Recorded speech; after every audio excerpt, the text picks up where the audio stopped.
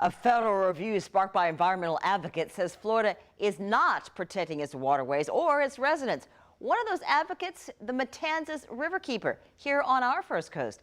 Jessica Clark explains the sweeping changes being demanded now to make the waters we live in safer and cleaner.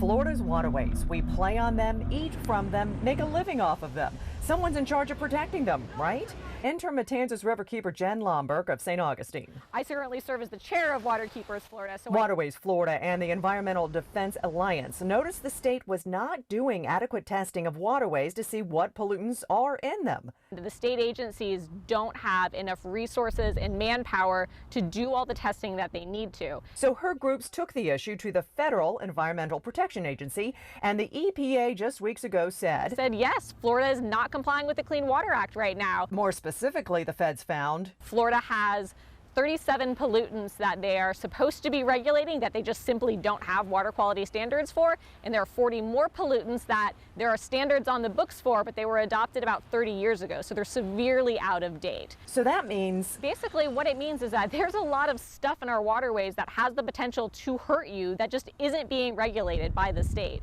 The State Department of Environmental Protection has 12 months to come up with more stringent standards and better ways to test the water, and if pollution exceeds those levels. So that triggers a calculation of how much polluters are allowed to discharge into this waterway.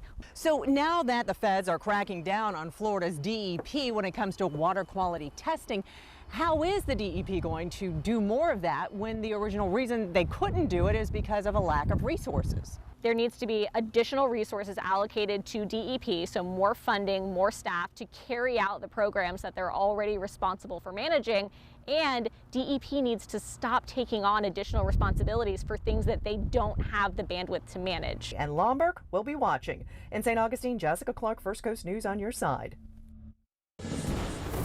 Now, your most accurate forecast from the First Coast News weather team.